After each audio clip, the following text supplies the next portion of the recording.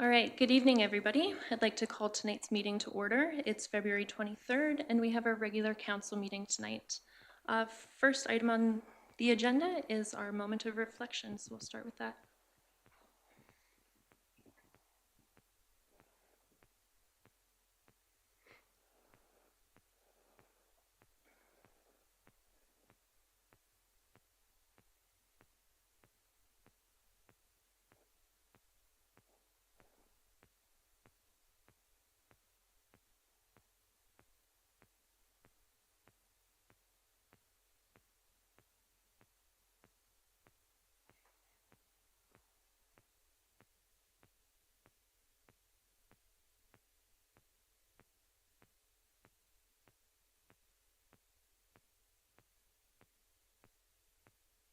Went off.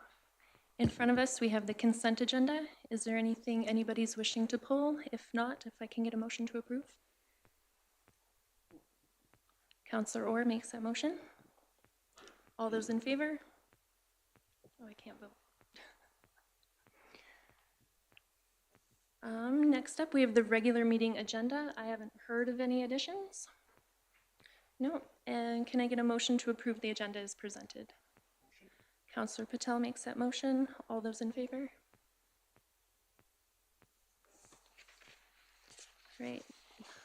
For the good of council, does anybody have anything they wish to share with council?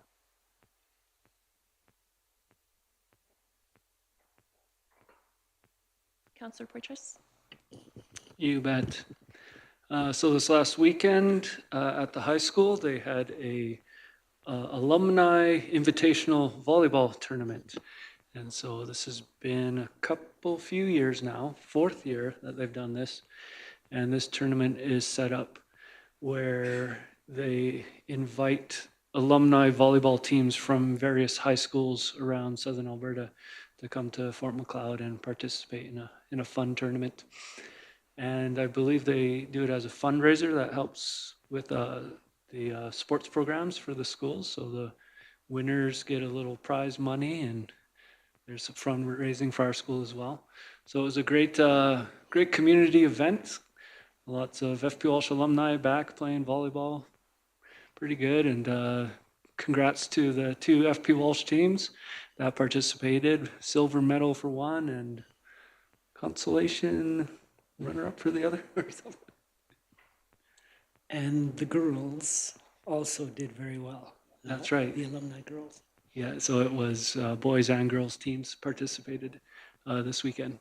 And so, yeah, it was a great event. Our CAO, Anthony Burdett, was involved in that, in the organizing and playing. Looked like a very spry young man out there on the court. So it was a great event. Anybody else? I have a couple things, just registrations that are coming, or registration deadlines that are coming up. One being Fort Macleod Soccer Association, also Coulee Kicker Soccer Association. Those are coming up February 28th. Little League Baseball also closes March 1st.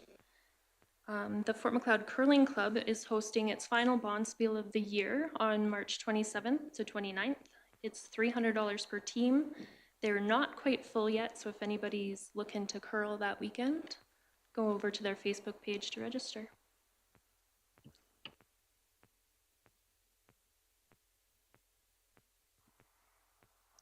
And if nobody has anything else they'd like to share, we will move along to our delegations, of which we have one tonight. We have Alberta Southwest with Economic Development, and we have Sean Miles here speaking today. Thank you for coming. Thank you. Good evening, everybody. My name is Sean Miles, and I am the Investment Development Director for Alberta Southwest Economic Development. I've been in the role for 3 months-ish. It's been super eye-opening, a lot of good opportunities right through the region. So just a few slides to just kind of go over what we're doing, what we foresee in the future of the next little bit, and just planting some seeds about some opportunities that we can consider. We've been working with the team here with a couple conversations in that last little bit since I've started. So great work that you guys are already doing, but hopefully we can help magnify and amplify that right across the region. So just get started with a couple slides here. So in case you're not aware of Alberta Southwest, we've been around for about 25 years. So me for 3 months and the current executive director, Bev Thornton, for all of those 25 years. So she's quite the pillar in the community, and she definitely opens doors for me. It takes me 3 calls to get an answer, and she gets the call right away. So that's a great partnership for sure. 15-member communities, all the way down to Cardston, Fort Macleod, and then all the way to the Rocky Mountains, I guess, with Crow's Nest Pass, and up all the way to the Nanton area. Approximately 40,000 people, residents across the region, estimated. 615 tourist-related businesses, and Alberta Southwest was one of the first accredited international economic development agencies in Western Canada when it was accredited. So I think it was Alberta Southwest, then Southgrow, and then it kind of drove from there.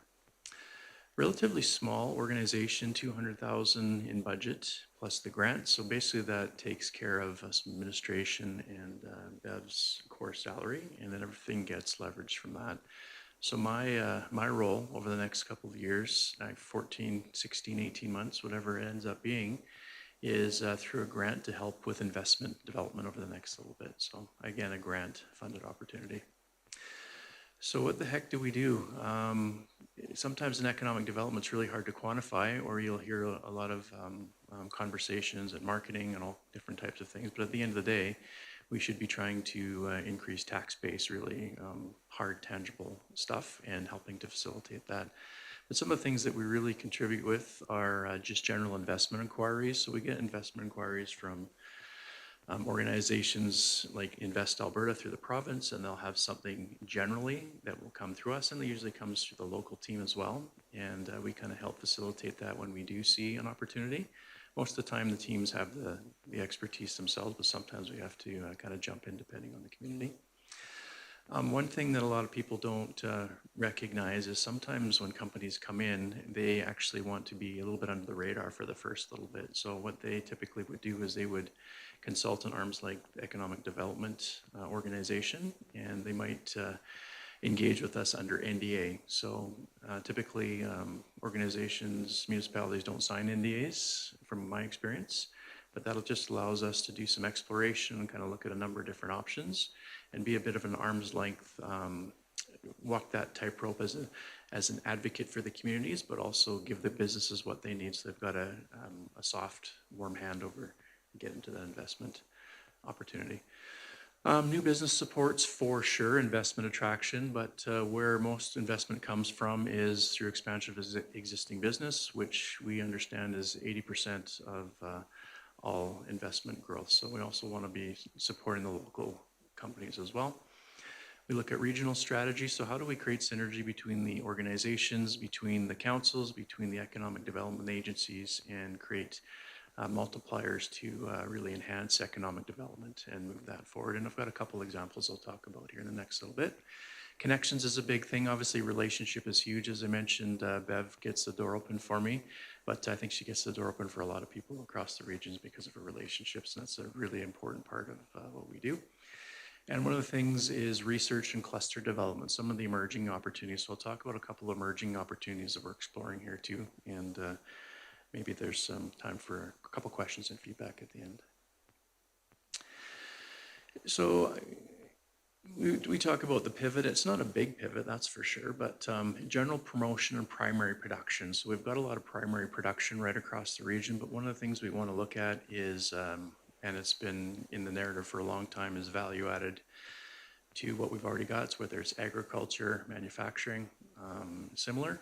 And what do we look at for regional clusters, and how do we move to regional clusters to really amplify that? And if you think it's some of the talk geopolitically about middle powers from certain people and their conversations, I think you might consider us a middle power with a number of different regions all banding together to create a bigger impact as far as the economy goes. Look at our niche strengths and use more data and just make sure that we're taking care of the data side so it's really tangible and there's a clear return on investment.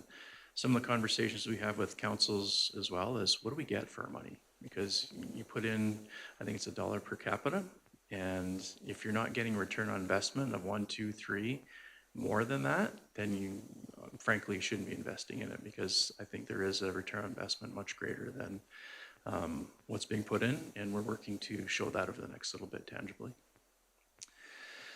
So big picture, diversification, leverage our existing strength, but also what's emerging over the next little while. Things are changing, things are always changing, but it feels like they're changing a lot more over the last little while, geopolitically, technologically, and there's a lot of really cool things. So with that comes forced innovation and our opportunity to kind of look at what we can do differently or do a little bit better.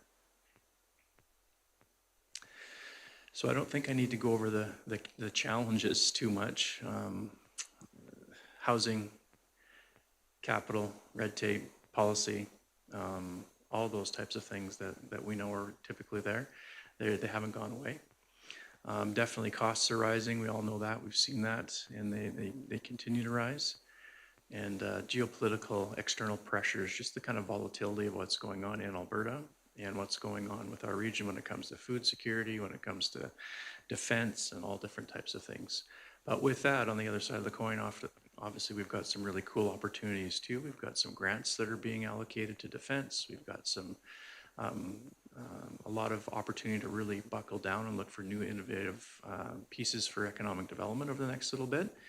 And that's what we're looking to explore.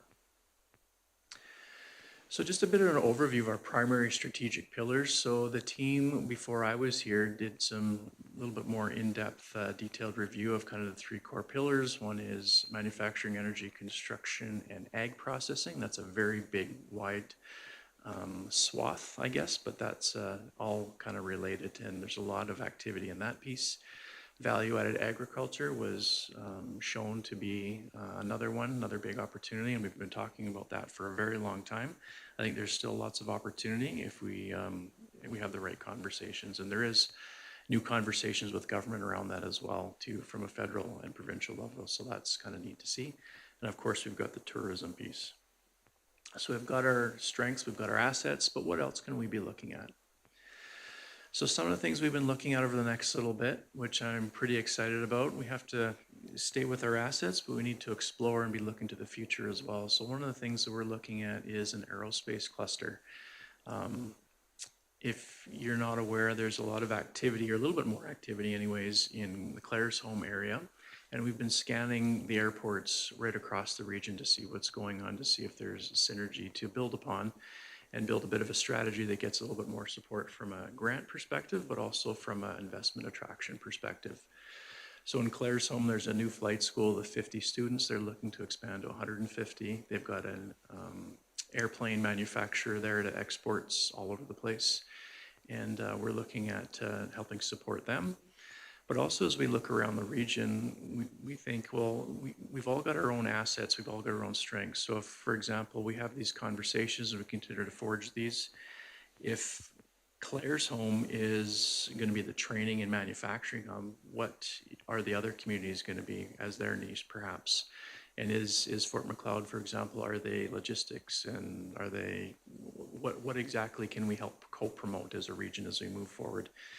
We've had a couple conversations with Daniela, and I know that she's doing some good work as far as doing that investigation. So once we start to bring some more people together, we'll be able to create a little bit more finite strategy. If you look at Crow's Nest Pass, Pincher Creek, it might be emergency services, and it might be water to the fires and the wildfires and stuff like that. And perhaps Cardston there's a tourism angle there. We're not sure, but that's something we want to explore. One of the things that I wanted to plant a seed about is we're looking at potentially securing a grant, a regional grant from a cluster development perspective. So what that would look like is if we've all got a bit of a plan for all our local airports and we're investing a certain amount of money via infrastructure or some economic development, there's some pretty big interest in having that matched by the federal government to really flesh out this cluster. So I'm really looking forward to moving that forward and having those conversations. Critical minerals is I wouldn't say it's a fringe one, but we haven't really done a lot of exploration on that one quite yet. There's a couple opportunities that I'm exploring, but we all know what's going on in the Crow's Nest Pass area right now, and that's kind of in the regulation side. But there's a lot of other ones too, and there's a bit of a push from a provincial and federal perspective to look at the minerals and so forth. Right now, I've got, one of my jobs is to create very specific investment attraction profiles. So if someone comes in, I can hand them a document that says, here's the profile here, here's the money, here's the research we've done, go take it away, do you want to invest in this? So kind of be selling this stuff. And I've got a couple on critical minerals right now, they're just in the development phase, so it'll be interesting to see how those flesh out. And the last one, medical tourism. So I don't know if you've heard much about this. I know it sounds like an interesting one perhaps, but based on some of my experience with the Alberta Medical Association of the last 8 years and working with clinics and also some of the emerging policy changes, there's a kind of I wouldn't say it's a fringe opportunity, but maybe it is a fringe opportunity to be looking at attracting investment from the Pacific Northwest US to have surgeries done up here, to have cosmetic work and all those types of things. The reason being is the dollar is obviously a lot different, it's a lot cheaper, and then our procedures are also a lot cheaper as well. So policy with the provincial government, they've created Bill 11, which allows docs to bill to Alberta Health, but also do some private work. So it's really kind of opening up that way. So if it's open, then let's explore it and see if it's going to go forward. There's a few things to dance around for sure as far as our capacity and how many docs we have, but there's some things built in there that we should be exploring as well. So interesting stuff. And then as far as execution, these are, in a nutshell, the tactical deliverables associated with the work that we're doing and the work I'm doing on investment attraction. So investment readiness, how ready are the communities right now? So we're looking at a software that we're piloting, and we're looking at some resources that we could potentially bring forward to help locally. I'll have some more details with that in the coming weeks. Communications, obviously, investor communications, whether it be websites, apps actually even. It's very easy to create apps these days with AI, and kind of working through that. Digital assets, same type of thing, carry over. Measurement, having a little bit more on hard data on what we're doing regionally and kind of sharing that to kind of make some better decisions and tell our story better. Grant funding for sure, 2 in the hopper and 1 just came up last week from a grant perspective. So we're partnering, how much can I say about that? I'll tell you a little bit, whatever, it's all good. We're looking at a grant to partner with Economic Development Lethbridge and South Grove for a regional study on labor market that would be quite comprehensive and really dive into some of our assets again and so forth. So the money's there and they're looking to spend it. So we're going to take advantage of that and see how we can leverage that. We're looking at matching funding for my grant over the next 2 years. And then of course that regional aerospace cluster. So 3 pretty significant grants that we wouldn't have had before. Advocacy. One of the things that we've been working on is we connected with Pincher Creek and the RMA to make sure they're plugged into conversations and see what the RMA could do to advocate for some of the stuff that they're doing, because they had an inkling that some things weren't moving as fast as they could. So we made the conversation, the connection between the company, ourselves, and RMA to see if we could advocate and move that forward. Optimization of Alberta Southwest itself. We know that funding's changing over the next little bit. We think there's different ways that we can work and partner and be structured to be even better. So that's something we're looking at over the next little bit.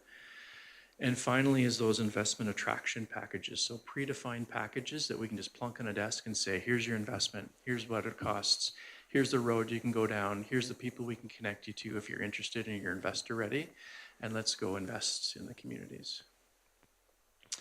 So last slide, or second last slide after you get my email here, but this is basically the whole thing in a nutshell. So at the top, we got the 3 primary cores, pillars, the 3 emerging pillars. We've got the 8 deliverables, kind of support deliverables. And then we've got the 2 along the sides, the pieces that really support. So responding to investment inquiries. I'll actually take calls from entrepreneurs from a high level perspective if they need, and kind of point them in the right direction.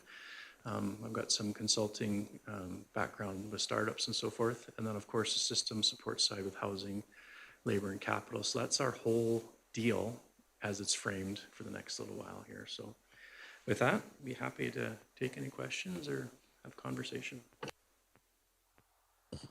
Thank you for that. There's a lot of information in that little package.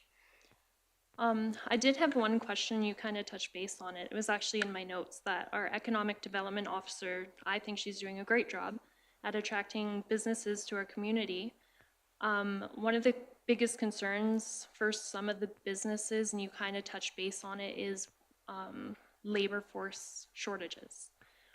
Is that something you're seeing all across the region? And how can we encourage these businesses to maybe not be so worried about it because we have plans for housing and such, so.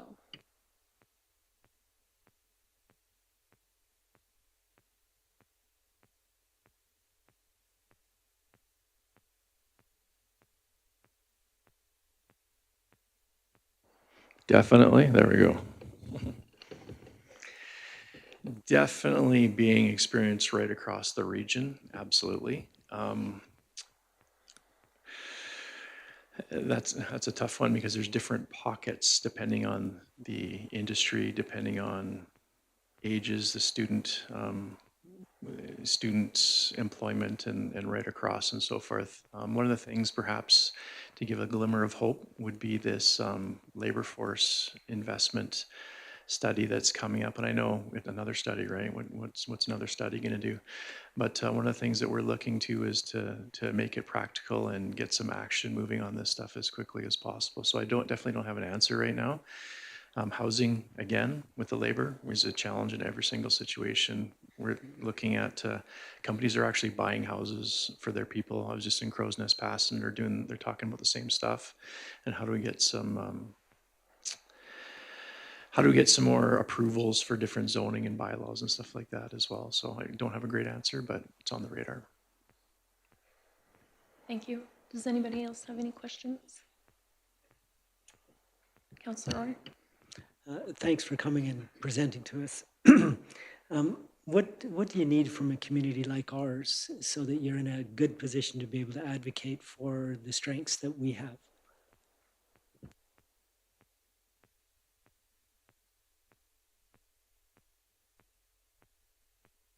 Trying one more, there we go.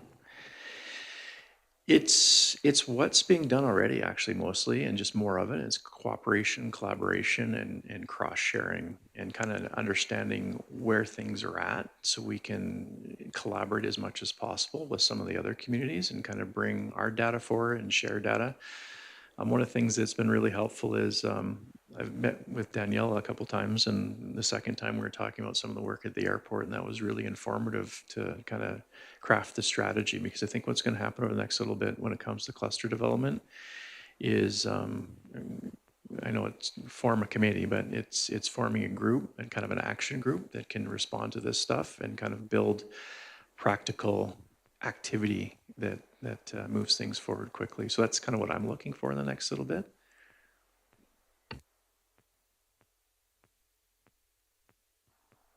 Does that answer your question? Yeah. Anybody else? Councillor Monteith? I'm concerned with this medical tourism. We've already got 2-year backups and operations. How are we going to fit in the Americans when we have our own residents going down the south to get it done right away? It seems to me to be good on one hand and not so good on another. Yes.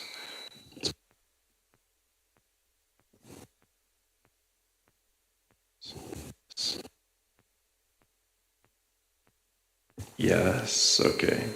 Yes, yeah. Alrighty. Yeah, absolutely. One of the things with the new policy for doing more privatized stuff that they put in place, and this definitely isn't going to solve it, but one of the things recognizing this is they have to have a cap on how much private stuff a dock can do. This is kind of a bigger picture play for sure, longer term, because if this is a lucrative piece, I think it's going to actually possibly attract physicians to the area, because if there's specializations, they can just pop down and do their surgeries and pop right back out. So if it's more people coming into the region generally, or it's people from different spots, and this is just some of the initial analysis. I know that shortage of docks is a big thing, and any kind of economic development investment that takes docks away is not going to work, point blank. So that's definitely part of the consideration.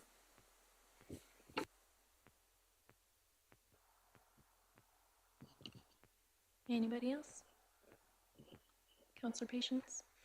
Yeah, I just want to say nice presentation and appreciate you actually coming out. I think it's important that Alberta Southwest keeps a formal appearance at regional councils, and I know Bev's always been very good at that, and so appreciate you coming, and certainly wish you well in your adventure.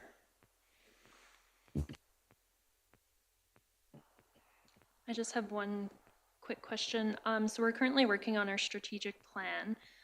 Is there any resources Alberta Southwest has that we can use to support our strategic priorities? Perhaps maybe some, not necessarily informative, but some key questions to be considering as you go through your strategic plan. And I had a quick exchange with Brent a few weeks back. There's a lot of strategic planning going on. So have you started the facilitation process, or? The survey just opened today or yesterday for public communication, what they want to see going forward, and then we'll go from there. Okay, so perhaps what we can do is follow up and get some key questions for you folks that might help in framing a connection to what we're doing to make sure that we're continuing to work in synergy. Could I just ask maybe a follow-up question to that? A number of points in your presentation, you spoke of collecting data and making data available. So can you be a little more specific as to what type of data you're actually collecting and how it might be useful to us and to those that we're looking to attract to the area? It's basically the latest, a lot to do with what's going on with the company. So where are the investment attraction opportunities and where are the expansion opportunities? So for example, we're doing, through my meetings and some other survey work that's going to be going out, we're looking at BRC airplane manufacturing in Claresholm. What are the synergistic opportunities to support them, or what's the cluster of 3 or 4 different businesses around there? What kind of demographic are they looking at? What kind of skills do they need? So it's a little bit more detailed mapping specifically to what's in place and how that could kind of expand and grow out from there. Of course, that labor market survey that is also in the works, definitely we'll be sharing that. But there's more to be determined for sure.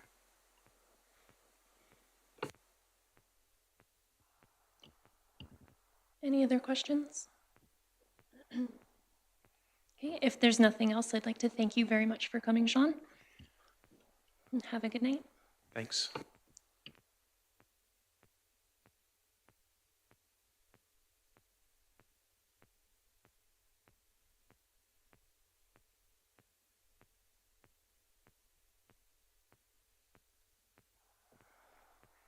Moving on to unfinished business, we have our 2026 infrastructure project details, and that will be presented by our Director of Operations, Brendan Orr.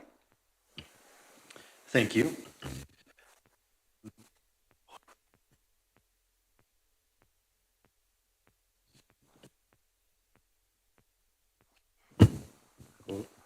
Okay. Okay, thank you. So tonight, there have been some questions as far as the 2026 capital budget. And so some of those questions were asking about priorities and what we're looking at for the 2026 year. So this is for information and some details on the 2026 capital budget, as well as some information from engineering and the infrastructure master plan that we had done in 2014. So just some background. Again, there was some more details asked for. The details that we'll be going through are from a 2014 infrastructure master plan. This was executed by MPE Engineering. The last infrastructure master plan was completed. This is a snapshot in time. And so this, at the time, there was suggestions made as far as what we could be doing in the future and what those priorities might be. The 2026 capital budget has been, or has the below items for infrastructure investment. And so I just wanted to talk a little bit about those. So the sidewalks, we are planning to use that money to continue our wheelchair access campaign, which is on the corners that need upgrades for wheelchair access. The sewer relining will be continuing north down the main trunk on Fifth Avenue. Asphalt overlay, we're looking at 20th Street between 4th and 5th Ave, and that's the street just in front of the town offices. And then looking at, I think there's one missing in here. Then going from, sorry, I think I'm missing one in here. I think it's in my other slides. But we're also looking at doing some paving work, and that's going to be over on, I believe it's Charcoal Street, where we're getting increased amounts of traffic and industry over there. Then looking at some of the capital projects, 16th Street, doing the engineering work. And so this will be looking at the reprofile of the road and the surface work, the stormwater controls to alleviate the flooding and the safety concerns there, and the sidewalks and the curb. And then on 10th Street, and this one I know has had quite a few questions. So just looking at some of the things that we're considering when we're looking at 10th Street. So replacing the water main and eliminating a section of 4-inch main in the 300 block. Eliminate and use pipe in, eliminate used pipe in the 400 block. There is an existing main, so the existing main was taken out of service in the late 1960s and was put back in service in the mid 1970s. The sewer main from 1st to 5th Avenue, the sewer main 1st to 3rd is shallow and is prone to freezing. And because of the increase in sewer infrastructure, we can now take that a different route, and so we can bring that further down and hopefully alleviate that problem as well. The sewer main is clay tile and it's cracked, and there is infiltration in some areas. The sidewalks from 1st to 3rd on the south side and sections that are in bad shape. Without the sidewalks and curbs, there are also creating drainage issues and some hardships for people with access to their property. And then also the asphalt is in pretty bad condition, as we did see when we did our tour earlier this year. So the separate documents go through the high level, and so I tried to make a summary of the 2014 infrastructure and master plan. The document is quite large. I think it was 280 pages, and so we didn't put it in the actual packet, but you do have access to it through Laserfiche. And so we'll just go, if there's no questions, we'll just look at these slides here. Thank you. So just looking here, again, just a high level. Okay. So this is a high level, again, kind of my summary of the IMP. It's a snapshot in time with recommendations. We'll be looking at the infrastructure maps for each of the elements that they did the study on. I have a summary table with estimated costs that MPE had put together. And then I have an updated table of the work that we have done and try to just summarize that with some check marks and then compare this to the properties we have put forward for 2026.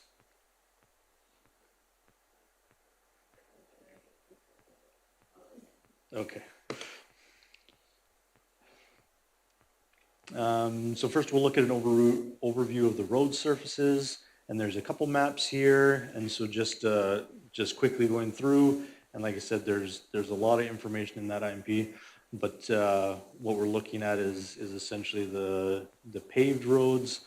The green ones have an overall high rating, the yellow ones are in the middle, and then the poor rating is in the red. So that, again, not going into details unless anybody has specific questions, but just want to show on a high level of what this study contained.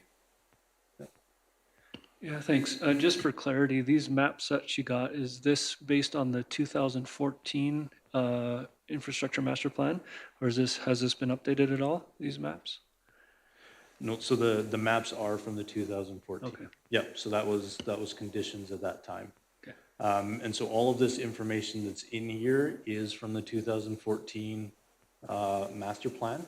And then what I did was I tried to take information of what we've done as far as work on the roads, the sidewalks, those kinds of things. And there is a table where it outlines it, and then I put some check marks on work has been done there, just for a quick reference. Thank you. Yep. Brendan, you think that master plan's 12 years old now, and I know it takes usually a couple of years to actually put a master plan like that together. So we're probably dealing with information that's almost 15 years old. So when it comes to road surfaces, etc., is it reliable? Like a lot can happen in 15 years to a road surface, most specifically, and of course underground as well. Yeah, and I agree. And one thing that I wanted to point out is that this is a snapshot. That was what we knew at the time. That was the information that we had. Like you said, a long time has passed since then. Some of and you'll see when we get to the chart where the things that we have done, some of those priorities have changed, and we've moved to different priorities based on how the roads are holding up, what's actually happening to them. They couldn't have predicted all the traffic that's going to be on them, the wear and tear and those kinds of things. So yeah, you're absolutely right. This is the last report that we had. This was the last engineering report as far as like, these are our suggestions. And so that was what we have as far as the engineering to look at.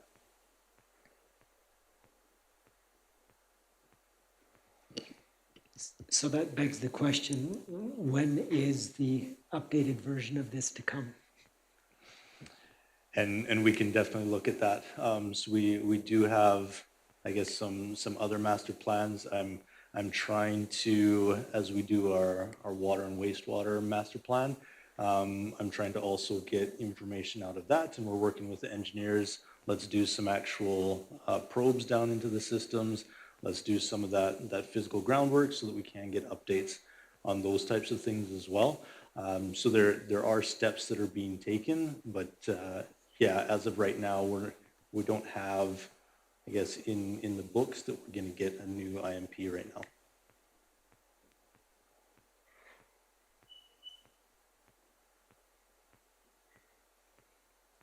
Okay, if you continue on, and I guess just on the headers, when you see water, page 46, that's, you can find them in the actual document if you'd like to do further digging there. Again, when we look at the water, primarily when this came out, they were more looking at the sizing of what was there, and then looking at some potential improvements as we went through development. And as you can see, you know, there is hey, we should do a McLeod Landing. We should go out to the east about the golf course, or sorry, to the west about the golf course, those types of things. And then there was an ask that we look at even the lines going out on the south of town. So again, this is the 2014 plan, but just to show the kind of the depth that they went into. If we continue on to the sanitary, again, looking a lot at, there was a legend where it showed the different shades of gray for the different sizes. And then over on the right there with this map, you can see what was suggested to be improved and put in place as we moved forward. Looking at storm, similar things, some focus on where those lines should be. And again, I know I'm moving through this quickly, so if you do have any questions, please feel free to jump in. And so that kind of covers what we're looking at, again, on a high level from that 2014 report. When we look at the summary, and again, this is what I talked about earlier. So in 2026, the capital infrastructure, we're just looking at the sidewalks, the sewer relining, the asphalt overlay, and here's the one where it has the gravel to pavement, so it's Charcoal Street. And then discussions about 16th Street and 10th Street. So all of those things that we talked about, and I guess on here, are there any questions on kind of what the focus is or comments for the 2026 capital infrastructure plan? I have one. At the forum, it was talked about a couple times that the sidewalks around the lodge area and on 26th Street between 6th Avenue and 7th Avenue are a little unsafe for some of the seniors who usually walk in that area. Are there any plans to do any sidewalk repair in that area? So we do have a operational stream as well, so I can look at that. What we do is we keep comments that are coming from residents, anything like that, and we do have a listing of things as far as safety issues with sidewalks, and so those are usually taken care of right away. And so I can look at that to see what that looks like. With the capital budget, we were going to continue with the wheelchair accesses on the corners. Thank you. Does anybody have any questions, comments? Councillor Patience? Yeah, so just for clarity, on the 10th Street, proposed work on 10th Street, are you suggesting curbs both sides, sidewalks on south side, replace the existing sidewalks on the south side? Can you clarify that for me? Yeah, so we have talked, so the plan is to have curbs and sidewalks on both sides. We have talked to our engineers to see what sidewalks are there, what kind of condition they're in, to see if there's any of those sidewalks that we can salvage or that we can still be using. There are some difficulties with that, just with ripping up all the surface and doing the deep utilities. There could be damages to them, even if they are in good condition right now. But we are looking at that, and that is the plan, to have curb and sidewalk on both sides.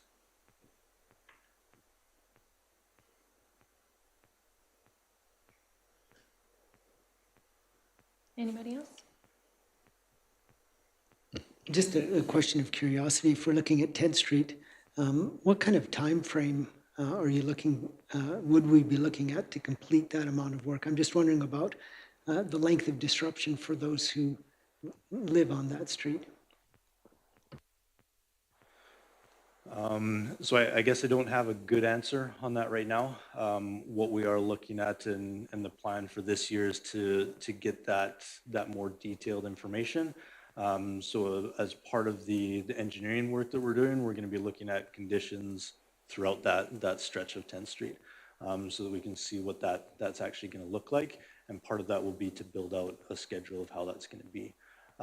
With the, and this is just me speaking, but when we're looking at conditions, and even when we're looking at like McLeod Landing, once you get into it and once you're digging, putting the deep utilities and stuff, you can do surface works fairly rapidly. But there's definitely conditions that we're going to need to look at as we start pulling stuff apart. So that will need to be looked at further. Good, thanks. With 10th Street, would that be just one block at a time, kind of done in phases, or would you have to kind of rip out the whole street? I think right now, kind of the thought is that you would do it at kind of a street at a time, but we'd also want to look at efficiencies and how that actually played out, because then you're looking at essentially several projects versus mobbing in, doing the work, and kind of closing that out. So depending on what that looks like, if there's, like Councilor Orr said, if this is going to be way too long of a stretch that we have this all open, then there is potential that we can try and close that out. We also have done road work and things like that where we open it up, we put the deep utilities, we close that down, pack it, and then for a time have it just with the packed ground before we do the final surface work and those kinds of things. So it's accessible again. Obviously not exactly what we want and what we're going to finish up to, but there can be a place where we can say, yeah, we did this section and we got it to a point where it's accessible again. Okay, thank you.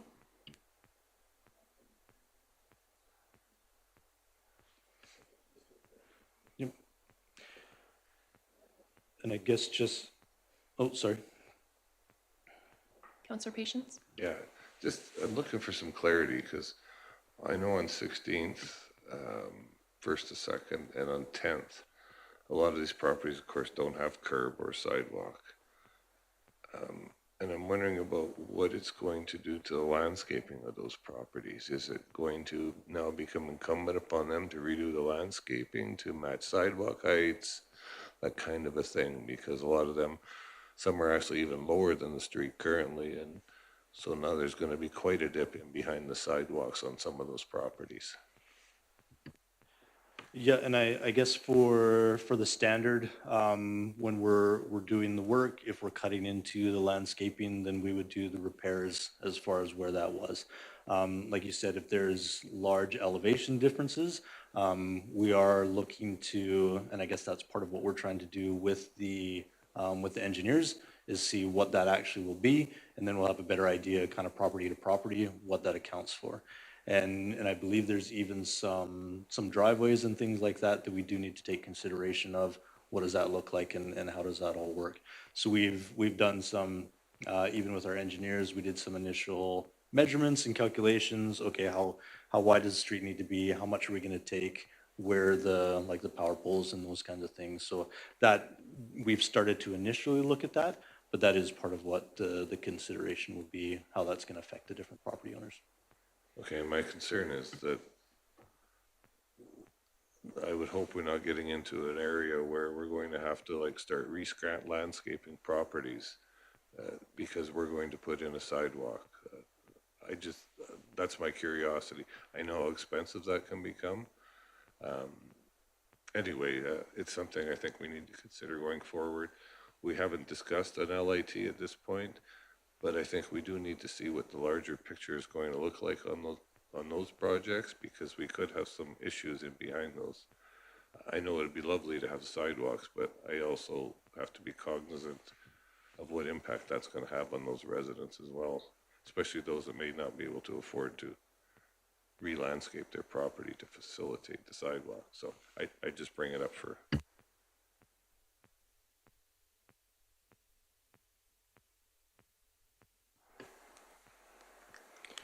And I guess just, so the last couple slides, there's 3 of them there. So this is the chart that is in the report as well.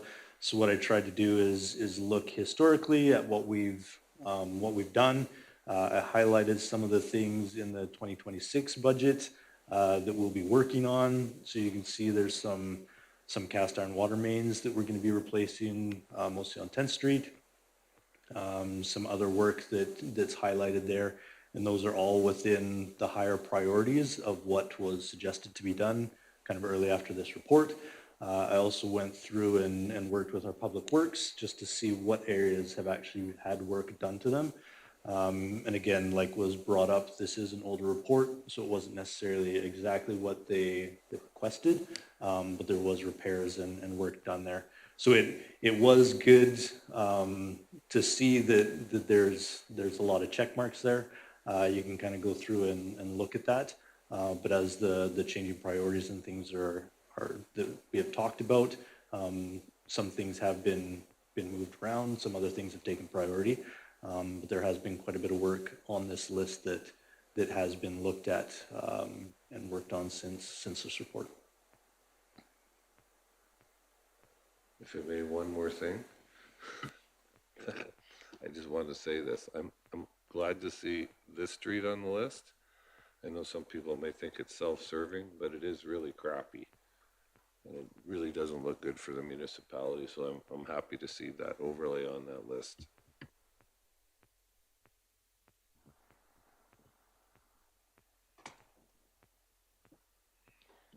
Okay, thank you for all that information, Brennan.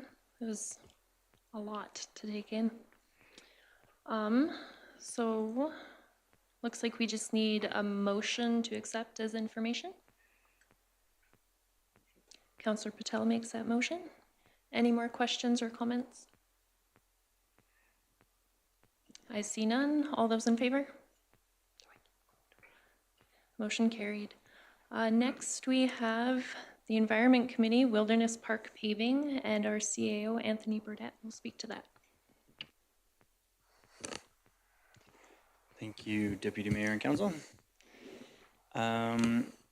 So this item is included in unfinished business because we've addressed it in the past. Before the election, this item was discussed and a motion was made. I guess what initiated this item was the receipt of a letter from the Environment Committee, which is in the package there, and hope all council has been able to read it. Ultimately requesting a change to the motion that was made on the acceptance of the donation from Schuylkill Motors to pave the parking lot and a 1 kilometer pathway in the River Valley Wilderness Park. And so given the timelines of that project, we thought the request should come before council quickly before, you know, there's bulldozers on the ground. And so, yeah, just to give a little bit of background for all of council, for those who were here and those who were not,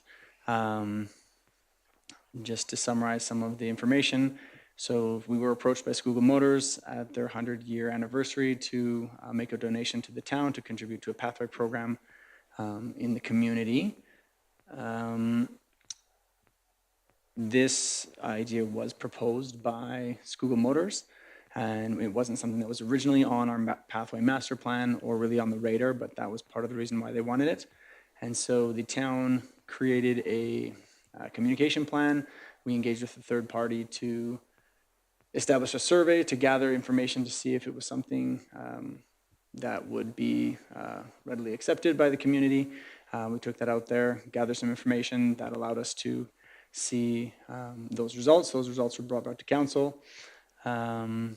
Council was then, I guess the other thing that was also done was a review of the bylaws and understanding of what we have in place to see if we were permitted to do so. We consulted with Alberta Environment and a few other bodies to make sure that we were allowed to proceed if that was council's decision.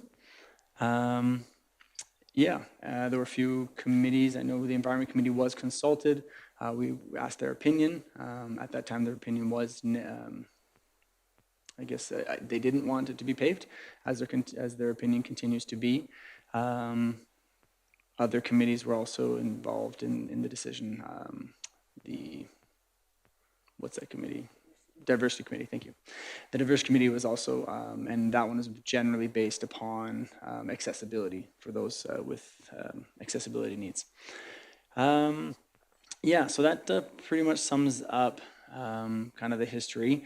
The motion was made to accept the project and to move forward, and it was just last week that we received the letter from the Environment Committee, and we decided to bring it forward as they are requesting that, as it states in the letter, that perhaps the donation could be requested that the donation be used for something else other than what was proposed by the donors.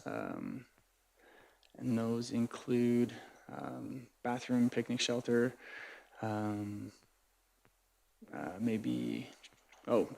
paving some smaller portions to have less of an effect on the full park experience. I think I will just leave it at that. If council has not had the opportunity to read through the letter, to understand the concerns brought forward from the Environment Committee, to recognize that their request is to make a change. So ultimately, if a motion was to be made this evening, it would be a motion redacting a previous motion, because we had a previous motion in play accepting the donation and moving forward. So if it was council's desire to change that, we would need to, it would have to get rid of the previous motion. So if you have any questions or comments or would like to dig into any of this any further, we're here for those questions. Thank you.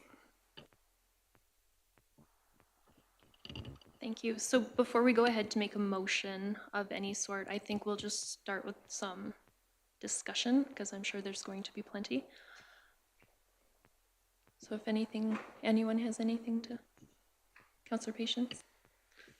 Yeah, maybe just for some clarity, and I don't want to speak for the whole committee, although I do have Linda Ganay here tonight supporting. Just for clarity, the committee was asked, and at this time I was not on council, I was actually just on the committee as the deputy mayor knows.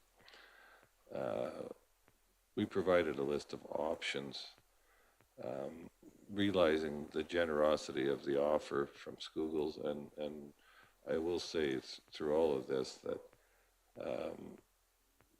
Skoogles offer not only to enhance the River Valley Park, but other community projects that they sponsored through their centennial was incredible. And so we in no way intended to belittle that.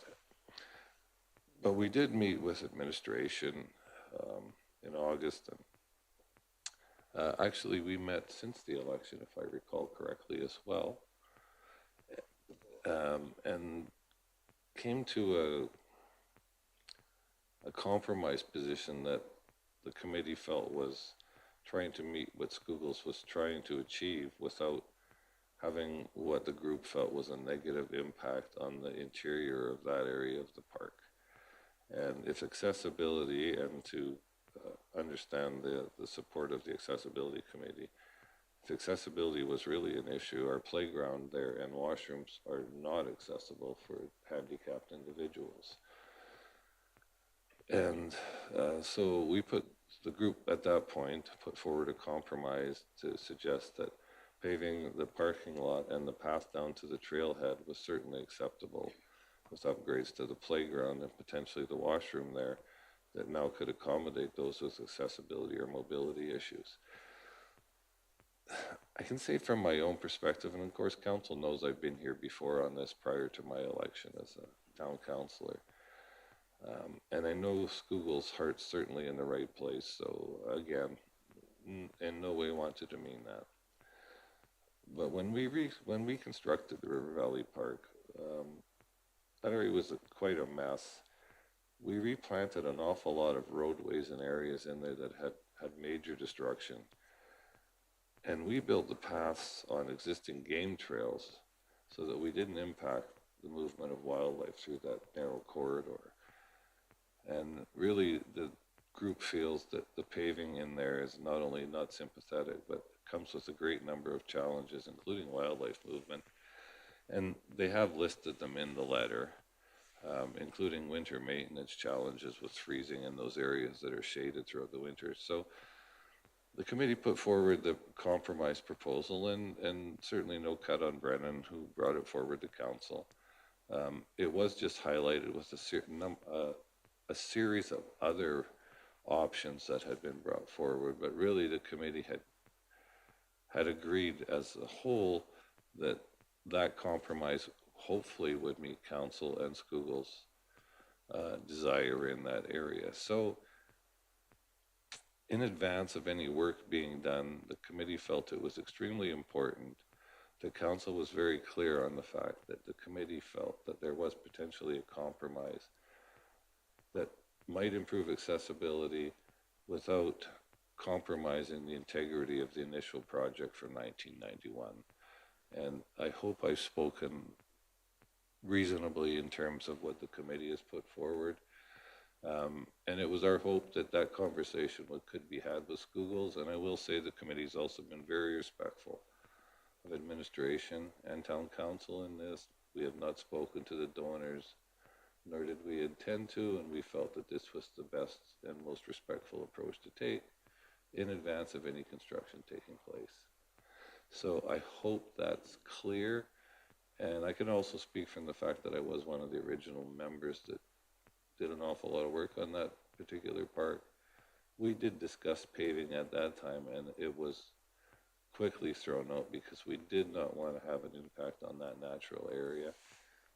We're certainly not against paving, and we've had this conversation before. In fact, we think what council's done on the south side is fantastic. It's a different application. It's more wide open space. And if ever we were to develop on the east side, on the north side of the river, that would certainly be potential, have positive potential on that side. However, there really is concern about going into that area where those existing trails were maintained and enhanced so that we didn't impact any of the wildlife that makes that place partially so special. So I hope I've done the committee justice in what they brought forward. I think their letter really does lay it out quite nicely. And again, in advance of any construction, it was our hope and desire, or the committee's hope and desire, that council would have a conversation and potentially have a conversation with schools to see if there was an option to perhaps compromise, to bring a compromise to this so that there wasn't that type of an impact in that small area.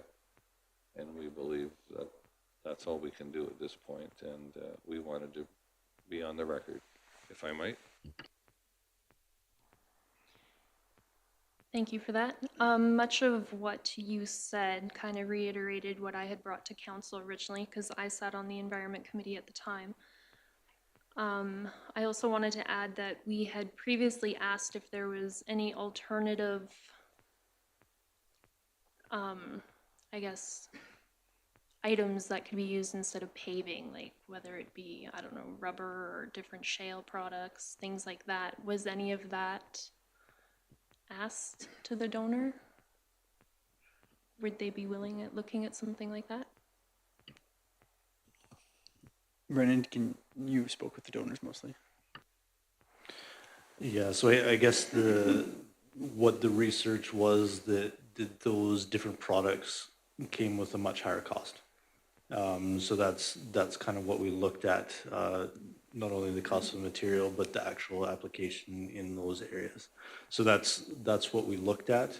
When when this went in front of council, the question was looked at as far as what the donors were looking at.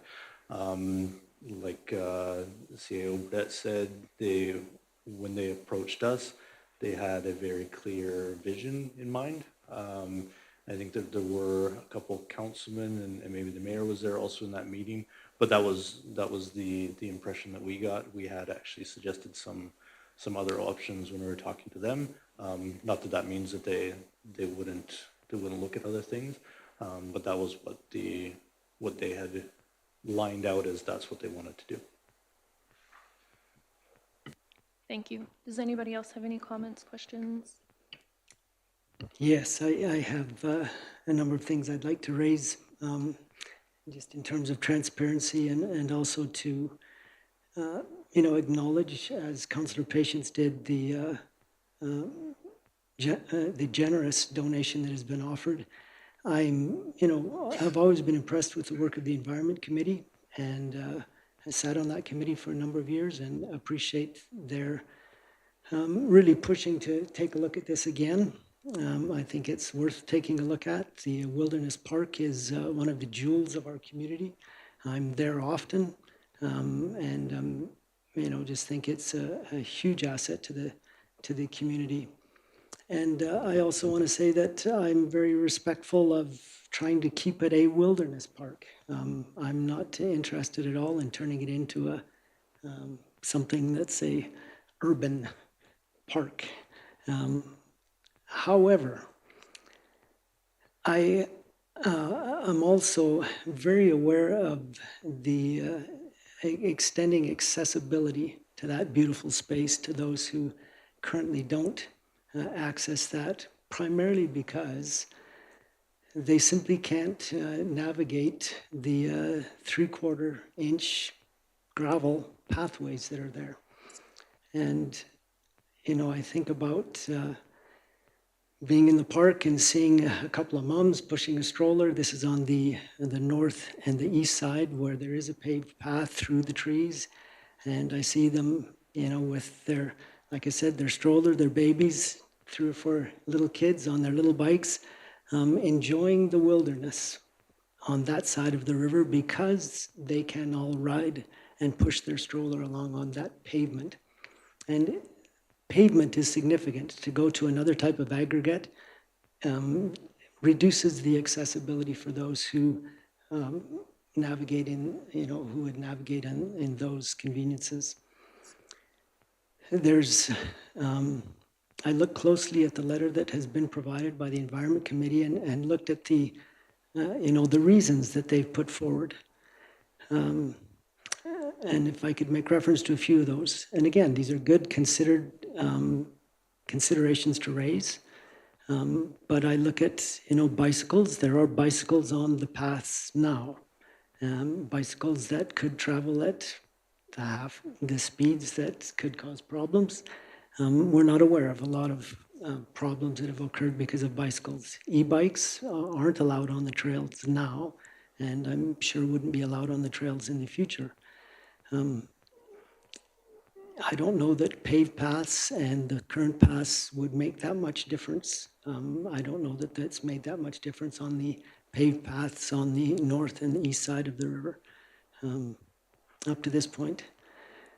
I question the assumption that icing on paved paths is any worse than icing on the current paths. Some could argue that the dark pavement would actually cause ice to melt sooner rather than later. I don't know that that's a factor that is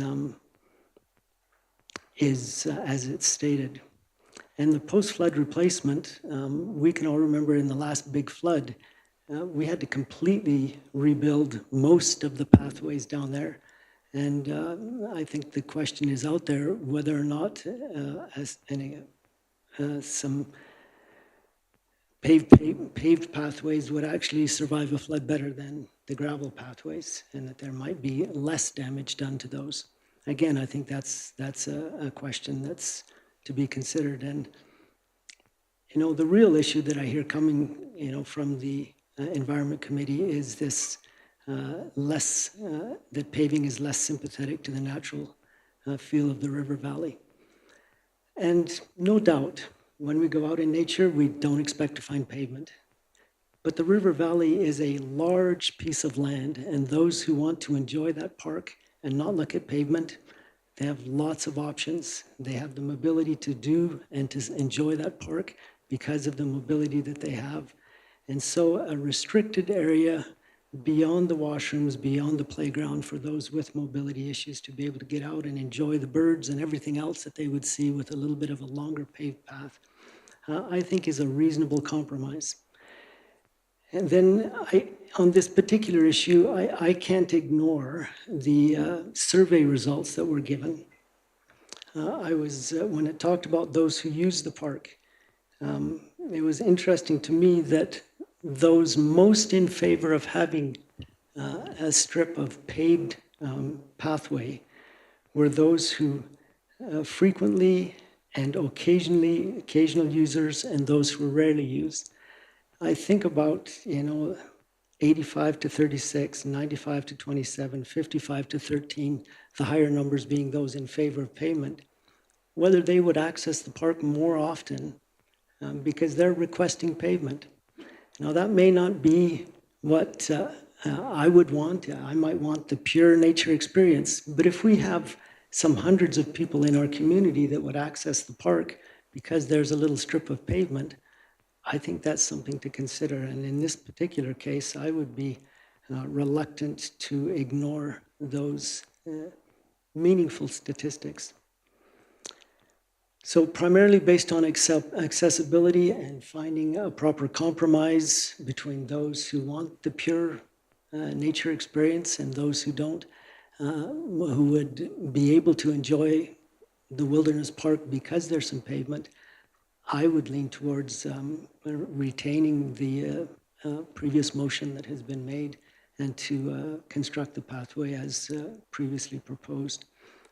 I don't believe that a paved pathway interferes with the wildlife. I've been in the park lots of times, and I don't know that there's any disruption in that respect. The moose walk across a 3-foot or a 4-foot paved pathway as easily as they do a gravel pathway. So those are some of my thoughts for transparency. I know that my opinion isn't the one shared by everyone in the community, but I am trying to speak on behalf of those who have voiced their opinion and who would also like to access that in a reasonable way. Thanks.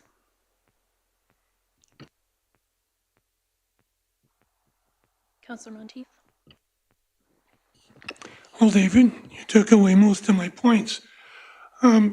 As I said at the original time, two things hit me. One is accessibility. If we don't have paved pathways, we're limiting the citizens that can use it. And to my mind, that's important. The other thing is the public was fairly strongly in favor of it. And in my mind, that takes a lot. That really made my mind up because that's important.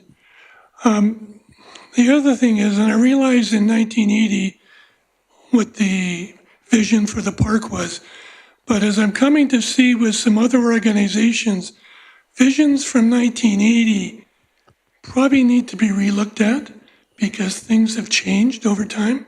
So that I don't think we should stick with something because in 1980 that was the vision. If we want to relook at the vision, we should relook at it. And the other thing is, I don't think it's fair to Skoogles to come back to them now. 5, 6 months after we approved it and asked them to change, that bothers me because we sort of had the information, we decided, and everything's in place. So that's why I'm in favor of leaving it the way it was. Okay. So what do we have to do? Make a motion to either keep it, the previous motion, or to rescind? Perhaps it'd be good to see if the other councilors have something to say. But yeah, if there's no motion required, if there's no action to be taken, it's a request coming, because there is an original motion that's in force. And so the only motion would be to redact that motion and have a opposing motion or a different motion. But yeah, given that there's already a motion on the books, it would just be, I guess, to accept their letters of information perhaps. Okay, does anybody else have any questions or comments? Councillor Poitras? Thank you, Deputy Mayor Fox. I appreciate what has been shared already. And again, I think a lot of it echoes my own sentiments. I feel like we are in a win-win situation, to be honest. I think that whether we go with paved pathways in the park, that would be great. If the donated money is used for upgrades to facilities, benches, and other accessibility features, that's great as well. So again, as has been said, very grateful to Skoogel Motors and their generosity in coming forward with this donation. Ultimately, I do agree with many of the points that Councillor Rohr and Councillor Monteith made. However, I think to me it really does come down to a question of aesthetics. Do you like paved pathways or do you not like paved pathways in your wilderness park? Honestly, if it was my personal choice, if I had the final say, I would say, well, let's extend pathways, let's expand the park and make it, open up more of those lands. However, I agree with Councillor Monteith that, we've gone over this, we've deliberated on it quite a bit, and we've heard what Skoogel Motors has proposed, and we've heard from the public and what they have supported. And so at this point, I think that, yes, I would be okay with proceeding with what has been already established. So it is, like I understand, it's a beautiful park. I spent a lot of days down there in my youth. And in particular, well, I guess the one question I would have maybe for Councillor Patience or Councillor Fox from the Environment Committee, is it just that one section, that first section of the park that you feel is the sensitive area that you would not want paving in? And would you be open to paving other areas? Again, this isn't Councillor Patience, it's really the Environment Committee. I'm just speaking on their behalf. I think the answer to your question is yes. But I also want to say, and I don't believe this attempt by the committee was to put council in a precarious position. We recognize a vote has taken place. I think we would be satisfied if at least the compromise put forward was broached with Skoogles. I think that's what we're looking for here, is not really a change your motion, rescind it. I understand the principle, believe me, I've been around long enough. I think the committee would just like the compromise to have been put, or to be put to Skoogles in advance of any construction.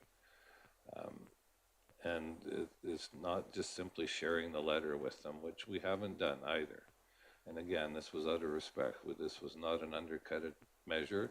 I think the group was very sincere in their desire to ensure that the compromise that was decided in 2025 was put forward in a proper fashion. And again, that's no cut on anybody. At least from my perspective, and again, I can't speak for the committee, but I would be satisfied if the letter was just shared with Skoogles, so that they were aware that there is maybe a potential compromise that could be a win-win for everybody. I think I'll just leave it there, but to answer your question, Aaron, yes, it really is very specific to that area of the park. We have a natural area on the far west side as well that has no development allowed by bylaw. And certainly on the south side, no one's complaining. I think it's been a tremendous addition, and maybe as we look to the northeast side as well, that's certainly a great option over there as well, because there's been a lot of utility construction on that side that predates any of town's, the Environment Committee, the River Valley Park Committee's work. So that's what it was. I think the important part here was that the group felt that they had arrived at a compromise that maybe met the accessibility committee's goals, because having an area accessible but having implements that aren't accessible for those with handicaps or mobility issues is only half of the battle anyway. If you were taking someone down there with a wheelchair that has no restroom or playground that they can utilize, then you're only getting half of the advantage out of the park as well. So from my perspective, I would hope that the committee would be happy if the letter was shared with Skoogles and that they understood the position of the committee.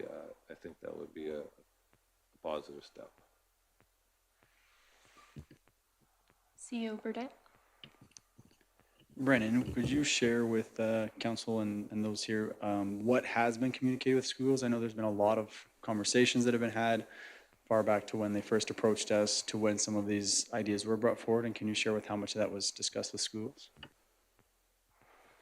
Yeah, so I guess from the beginning, schools approached us, like I said, they had something in mind that was very specific. Even in that first meeting, we had asked them about some other options, and we were told this was something that they're looking for.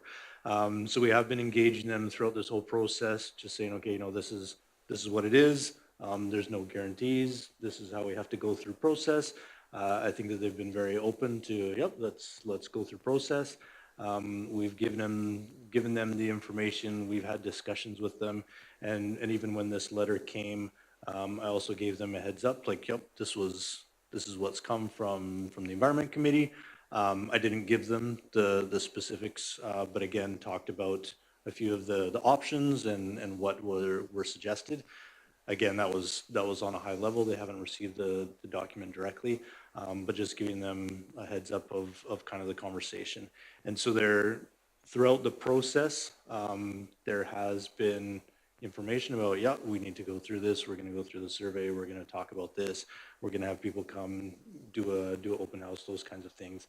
And so they have been, I guess, aware of the proceedings, but also very aware that, yep, this is what we wanted to do. Take it through process and let's get to the point of a decision. So is that kind of cover what you're looking for? But yeah, I guess the final one, like I said, I did talk to a representative today, I believe, just to give him, this is what it is. And again, they were like, yep, just let us know kind of what the decision is. But again, this was the course that they were looking for. If I might, Deputy Mayor, I want to reiterate as my last thought on this topic. The Environment Committee wanted to ensure their thoughts were purveyed correctly which I believe they've done in this letter. And regardless of the outcome of this conversation, I hope I can speak for the Environment Committee by saying Schuylkill Motors has been a fantastic corporate citizen. The donation will be appreciated by those that believe that a paved path is positive. There are those that believe that it could have been used in a different fashion in that area and still been very positive. So I do want to say that we're very appreciative to Schuylkill Motors for having even considered making that sizable of a contribution to the River Valley Park. I do want to make that abundantly clear. And again, not only that project, but the other project they contributed to in the last 12 months is incredible, and something I don't actually recall ever seeing to that extent in my history in this community. So they're to be wholly commended. Thank you. Councillor Patel, anything to add? Any thoughts?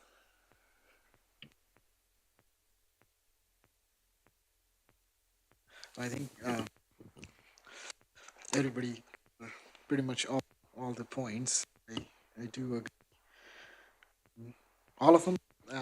I personally, there is one personal point that I make is that my son, he used to go to that park a lot. Then my daughter was born. She wasn't walking, couldn't go for 2 years, and then so I do the payment. I understand the vision from 90, but there was a vision from a few years ago too for that, and I would rather lean towards that vision. Plus the survey, I ignore that. So Thank you. Anybody else? I know when this topic first came up, I was on the Environment Committee as well as the Diversity and Inclusion Committee, so I was kind of in the middle. If it was up to me, I would say I hate paved pathways. I like nature. But it's not up to me. I'm in a position to speak for what the community wants, and I believe the community spoke for the paving, and it sounds like majority of council has as well. So I think it's safe to say that we can continue with the previous motion of accepting Schuylkill's donation unless somebody wants to make a motion to rescind that. But I think we're good to just keep it the way it is.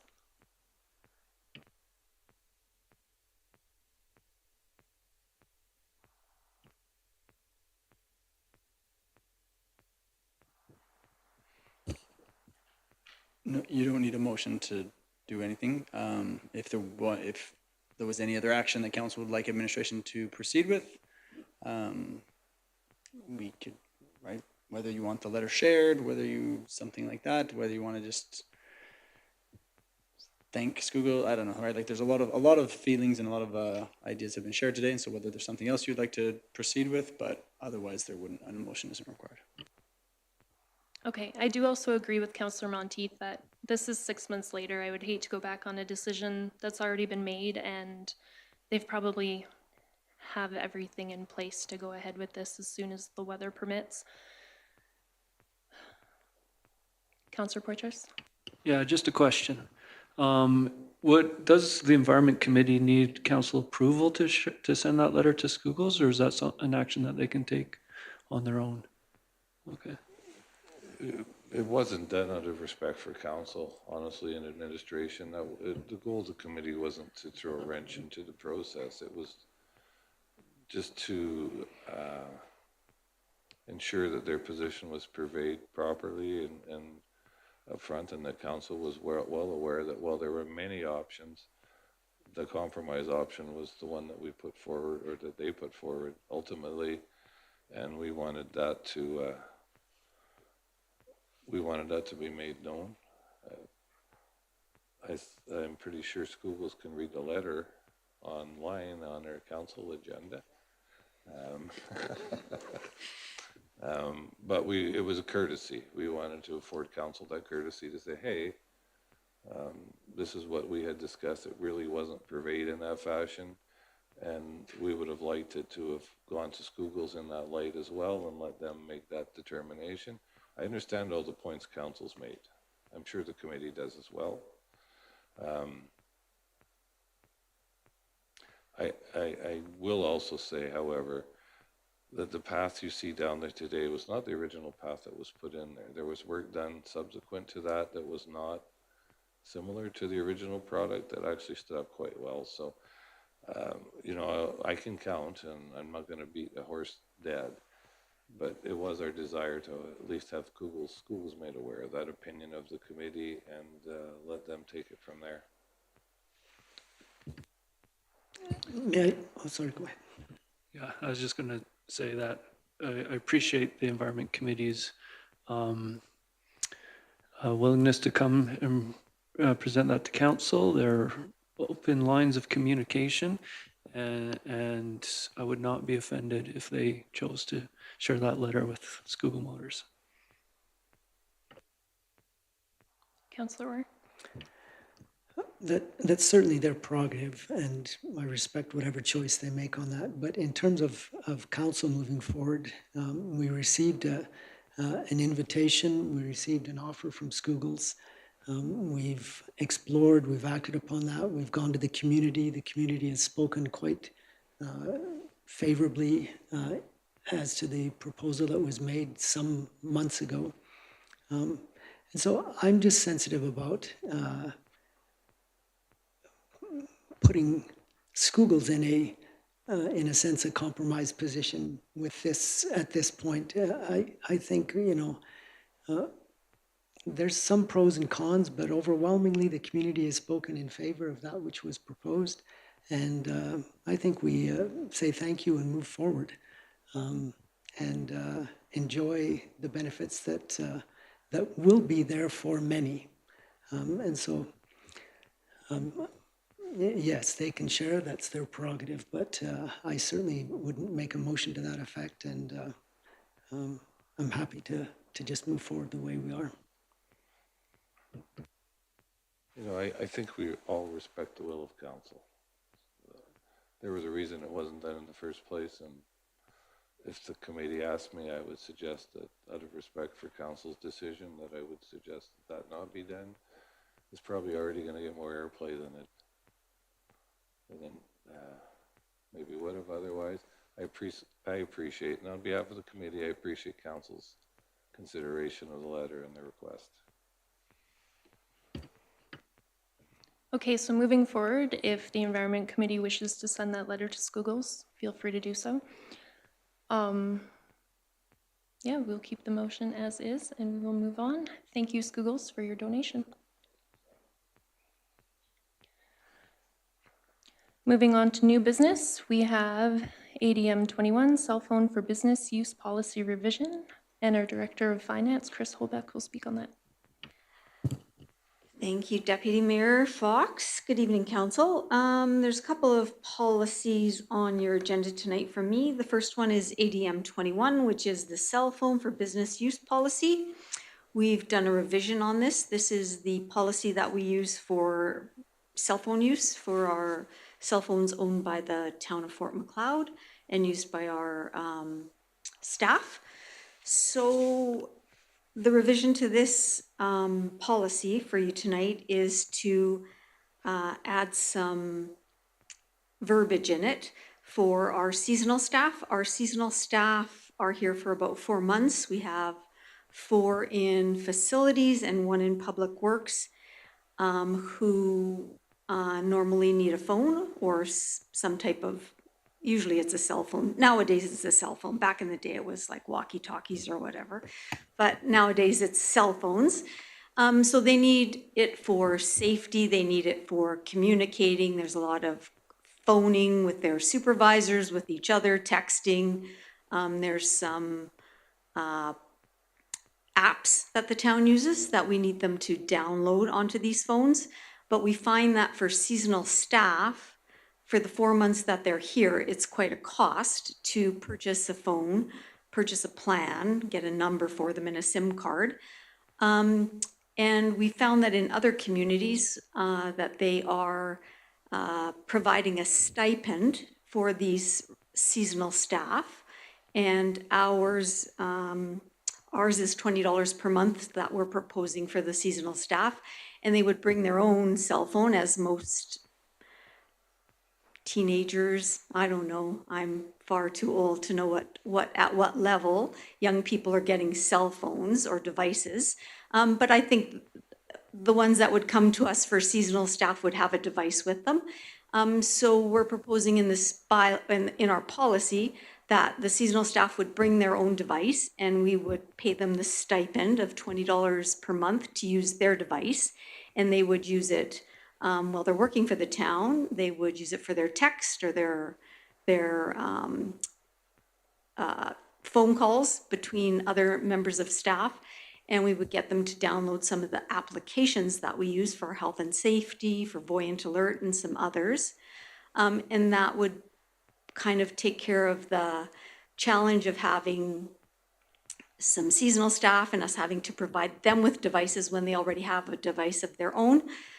So we've just added in some verbiage to the existing policy, and we've brought it tonight to council for discussion and hopefully approval. Thank you. Thank you, Chris. Is anyone prepared to make a motion as per the recommendation? Councillor Monteith? Any comments or questions? Councillor Orr? Thank you for this, and thank you for highlighting the differences. I wanted to just look at the very last paragraph in the proposed bylaw policy.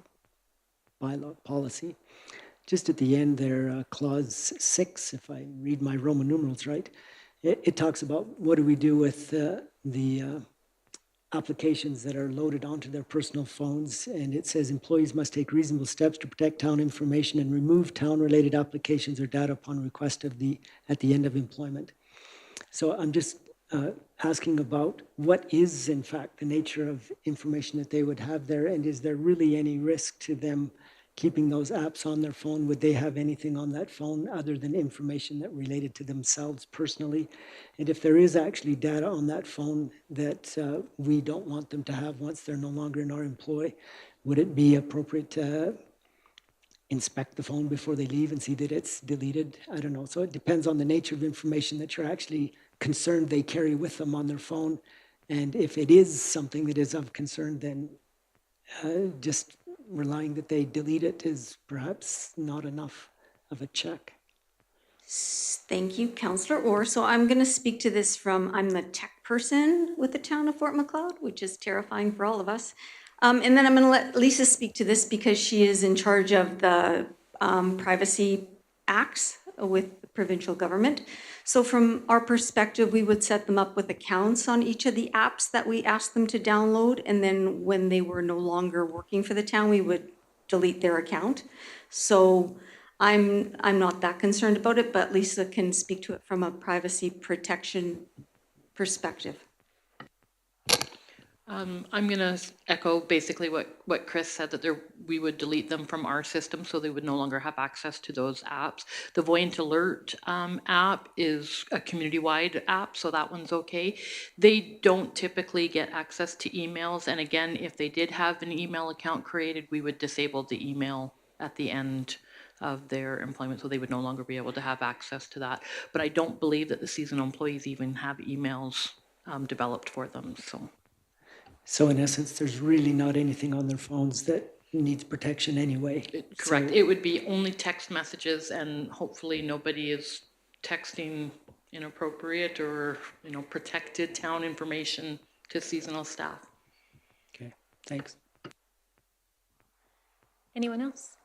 Yeah, Chris, so for those that don't have cell phones, which I gotta believe are few and far between in today's world, would we then provide them with one? We would. We've got some real old beater phones in the vault. We would just maybe get a SIM card for it and have it as a seasonal phone. We have some extra phones laying around. So we would provide that, but it's much easier in this day and age if they've got their own phone to use their own phone. It's really difficult to be juggling two phones, a personal one and a business one, especially at that age. Councillor Poitras? Yeah, yes, I was glad to see the liability clause in there, that we're not responsible for loss, theft, or damage to their personal devices. The one thing I might bring up is that it does talk about usage of town-issued phones, where it says not to be downloading any personal apps or personal emails on town-issued phones.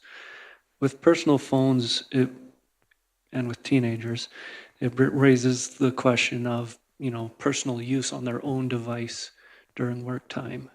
I don't know if this policy is the place to outline that more clearly for these seasonal workers, or if each foreman would have their own policy to be like, hey, when you're working, no Snapchatting or stuff like that, right? And so I don't know if that's something we might want to. So we do have health and safety policies, which talk about use of devices, driving, hands-free, that kind of thing. So Brennan's in charge of our health and safety program, so I'm going to let the Director of Operations take some of the heat on that.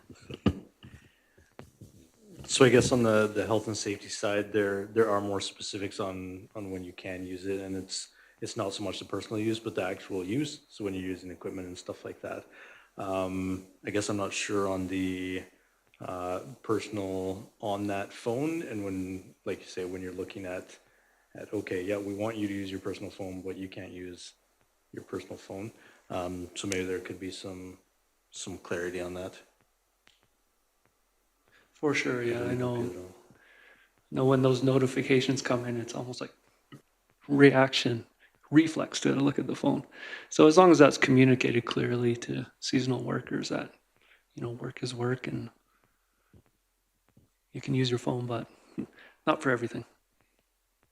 Sorry, I'll just speak from the HR perspective. When we give their letters of employment, we can certainly add a clause in there that that's what happens now with cell phones for seasonal employees, and it is still the recommendation and the understanding that personal use is on breaks and lunch times, and that it's only work use that's used during their shift and working hours. So it's an easy statement to just add to their letter of employment.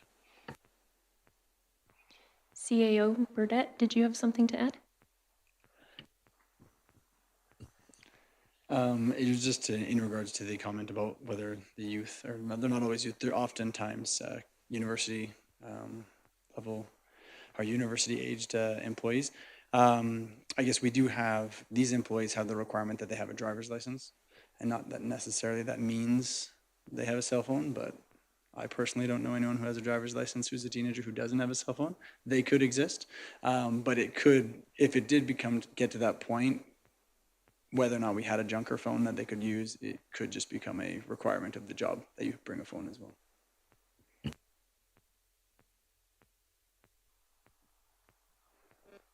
We already had the motion. Okay, so if there's nothing else, the motion is on the floor. All those in favor? Anyone opposed? Motion carried. On to our next business item, ADM 38, Council Debt Management Policy Revision. And once again, Chris Holbeck. Thank you again, Deputy Mayor Fox. So the second policy is, we discussed this at Infrastructure and Finance in its original version, and we talked about some of the pros and cons of that policy. And I know some councillors brought some things that they would like some clarification on, or they wanted the policy beefed up a little bit.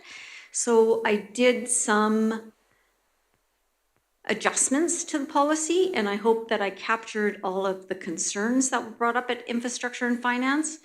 So I'm bringing it back to council for another discussion about the policy. Did I catch everything? Are we happy? And if I've caught your concerns about how the initial policy was written, then we are here tonight to ask for it to be approved. and I will take questions. Thank you. Thank you, Chris. Can I have a motion to approve the council debt management policy as presented? Councillor Orr makes that motion. Any discussion? Sorry, anything in yellow is what I've added. I personally like that you've added stuff for emergency. I was just kind of wondering, would we be better off setting aside a reserve for emergency purposes? It's not a bad idea, but yes, the answer is yes. If we had a reserve for emergencies, that would be great, but I build reserves and then they get spent, so I don't know. Councillor Monteith? We have the ability to move reserve money so that if we've got it in whatever, we can move it to emergency if we want to. So I don't think it's necessary myself. Valid point. Anybody else? No, if there's nothing else, motion is on the floor. Call it to question. All those in favor? Anybody opposed? Motion carried. Thank you. Next up, we have our 2026 grants to organizations, and our Director of Community Services, Lisa Gillingham, will speak on that. Thank you and good evening, Council. At the February 4th Committee of the Whole Finance and Infrastructure meeting, applications were reviewed with Council. And as Council knows, we had over 20,000 in excess asked for over our $50,000 budget. So Council did deliberate, and we have made some adjustments and came up with some numbers for the applications, and Council also agreed to go over their budget slightly to accommodate as best we could. So the recommendation for tonight is that Council approves the following recipients and amounts for the 26 grants to organizations for a total of $51,222, with Willow Creek Adult Learning receiving $1,500, Fort McLeod and District Allied Arts Association $15,000, Fort McLeod Handy Bus $15,000 towards operations and $5,000 towards the vehicle replacement fund, Fort McLeod Athletics Triathlon $2,000, Fort McLeod Early Learning $2,000, Clare's Home Care Society $3,000, JASA FP Walsh $1,822, South Country Fair $3,900, and Third Wave $2,000. Council is still agreeable to that. That's the recommendation from administration. Thank you. Thank you, Lisa. Is anybody willing to make a motion as per the recommendation? Councillor Poitras makes that motion. Any comments or questions? I see none. Motion is on the floor. All those in favor? Any opposed? Motion carried.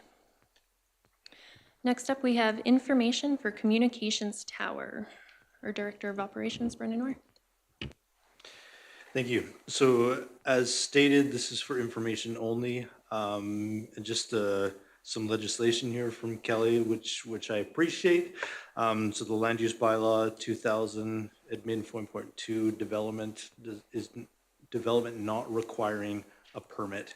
So this is kind of outside our jurisdiction. That's why the information is just coming to us. So this is a telecommunication siting protocol application. And as you saw in your packet, there are some maps there. So this will be in the southeast industrial section. So this tower and just looking at this, so this is FB Connect in our capacity as an agent for Explore Incorporated is submitting this information package to formalize the consultation process related to the installation and operation of a communications facility. So they have been in communication with us. We have been informed of what's going on. There are some pictures. So the tower, I guess one point that I noticed was that there won't be any wires. So this will be a freestanding tower. So it'll just take up the footprint that it has there on that property. But other than that, I guess, is there any questions or comments, and we can potentially talk about those. My one tongue-in-cheek comment would be, I hope that they've considered the winds. Yes. and I trust they have. But Anybody else? Okay. That's just for information. Thank you, Brennan, for that. Since we have no administrative reports, that concludes our public portion of the meeting tonight. And can I get a motion to go into camera? Councillor Patel makes that motion. All those in favor? Any opposed? Motion carried.